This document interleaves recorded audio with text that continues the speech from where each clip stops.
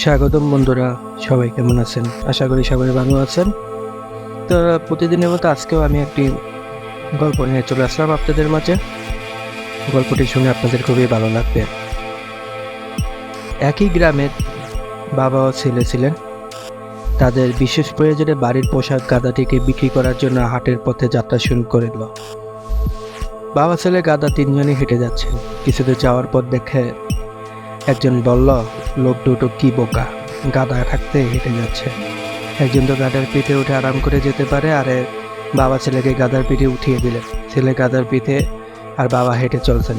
কিছুদূর যাওয়ার পর আরেকজন বলল, কি বেয়াদব ছেলে, নিজে গাধার পিঠে উঠে আরাম করছে যাচ্ছে আর বুড়ো বাপকে হাঁটিয়ে নিয়ে যাচ্ছে। এই মন্তব্য শোনার পর বাবা ও ছেলের স্থান পরিবর্তন করলো। বাবা গাধার পিঠে আর ছেলে হেঁটে। আর কিছুদিন অগ্রসর হওয়ার পর আরেক ব্যক্তি মন্তব্য, কি নিষ্ঠুর পিতা, নিজের গাধার পিঠে আরাম করছে আর মাসুম বাচ্চাটিকে হাঁটিয়ে নিয়ে যাচ্ছে। এই মন্তব্য শোনার পর বাবা ও ছেলে দুজনের গাধার পিঠে উঠল।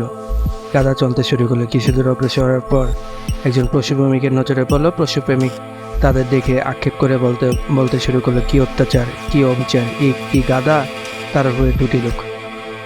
বাবা ও ছেলে বলল, সমস্যা কি, মুশকিল, গাধার সাথে হেঁটে গেলে দোষ, ছেলে উঠলে দোষ, বাবা উঠলে দোষ, দুজনে উঠলেই দোষ, এখন কি করা যায়? বাবা ছেলে দুজনে হলে নতুন একটি বুদ্ধি বের করলো। বাঁশ ও রশির জোগাড় করলো। গাধার 4 পা বেঁধে ভালো করে বাঁধলো। তারপর পায়ের ফাঁকে নিয়ে বাঁশ ঢুকিয়ে দিল। বাবা সামনে, ছেলে পিছনে বাঁশ কাঁধে নিয়ে হাঁটতে শুরু করলো। গাধা রইল ঝুলে। গাধাকে কাঁধে নিয়ে পুল পার হওয়ার সময় গাধা ভয় পেয়ে চিৎকার করে নড়ে উঠল। বাবা ও ছেলে, গাধা পড়ে গেল খালে।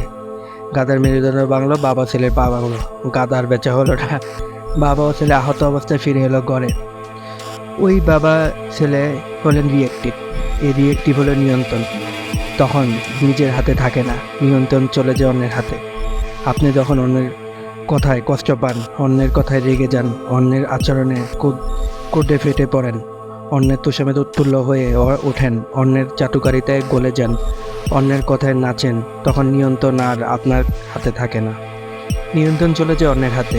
গল্পের এই বাবা ছেলের মতোই রিয়েক্টিভ দৃষ্টিভঙ্গি সবসময় ব্যর্থতা, হতাশা ও অশান্তি সৃষ্টি করে। প্রোঅ্যাক্টিভ হচ্ছে যে কোনো পরিস্থিতি উত্তেজিত বা আবেগপ্রবণ না হয়ে ঠান্ডা মাথায় চিন্তা ভাবনা করে সিদ্ধান্ত ও পদক্ষেপ গ্রহণ করা। প্রোঅ্যাক্টিভ অর্থ হচ্ছে অন্যের কাজে প্রতিক্রিয়া হিসেবে কোনো কাজ না করা বা আচরণ না করা। সর্বাবস্থায় নিজের লক্ষ্য দৃষ্টিভঙ্গি অনুসারে আচরণ ও কর্মপন্থা অবলম্বন করে। প্রোঅ্যাক্টিভ অর্থ হচ্ছে কিছু কি নেই তা নিয়ে হতাশ না হয়ে যা আছে তা নিয়ে সুপরিকল্পিতভাবে কাজ করা। প্রোঅ্যাক্টিভ দৃষ্টিভঙ্গি সবসময় সাফল্য বিজয় ছিনিয়ে আনে। প্রোঅ্যাক্টিভ মানুষই অন্যের প্রভাবিত করে এবং পরিস্থিতি নিয়ন্ত্রণ করে নিজের পক্ষে নিয়ে আসতে পারে।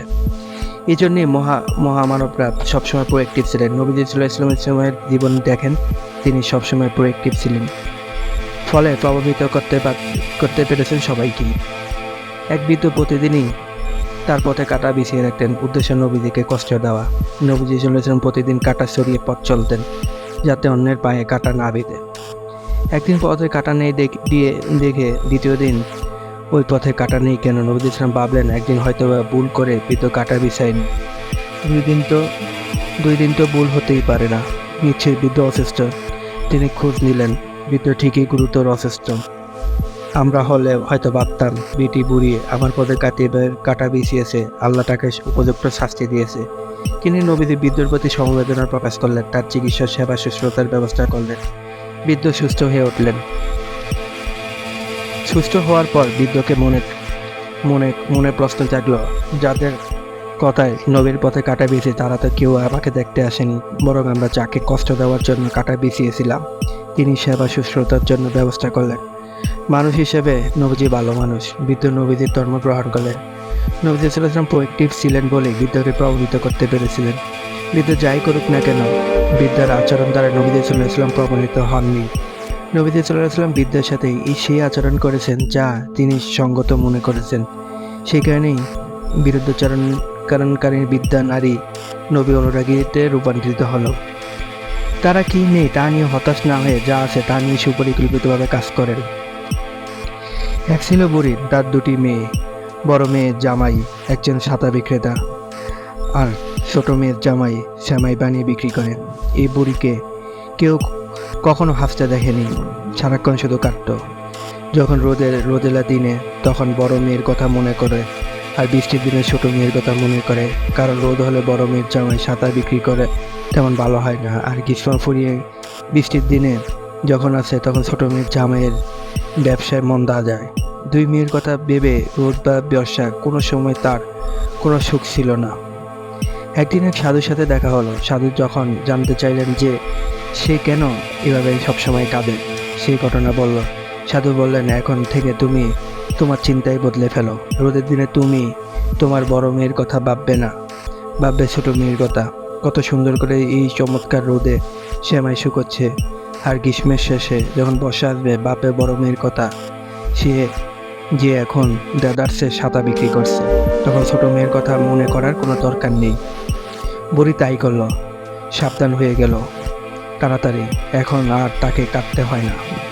21 বছর বয়সে তিনি ব্যবসায় লস করেছেন। 22 বছর বয়সে তিনি রাজনীতিতে পরাজিত হয়েছেন। 23 বছর বয়সে আবারও ব্যবসায় লস করেছেন। 26 বছর বয়সে হারান প্রিয়তমা স্ত্রীকে। 27 বছর বয়সে তার নার্ভাস ব্যাকগ্রাউন্ড হয়। 34 বছর বয়সে কংগ্রেস নির্বাচনে হেরে যান। 45 বছর বয়সে সিনেট নির্বাচনে হেরে যান। 37 বছর বয়সে ভাইস প্রেসিডেন্ট হওয়ার সুযোগও হাতছাড়া হলো। 49 বছর বয়সে আবারও সিনেটে নির্বাচিত পরিচিত হয়। এই 52 বছর বয়সে তিনি আমেরিকার প্রেসিডেন্ট আব্রাহাম লিঙ্কন। এতগুলো হারের পর যিনি কখনো ভাবেননি রাজনীতি আমার জন্য নয়, আর তাই তো তিনি হতে পেরেছিলেন আমেরিকার সর্বকালের সেরা, ইতিহাসের সর্বশ্রেষ্ঠ প্রেসিডেন্টের একজন।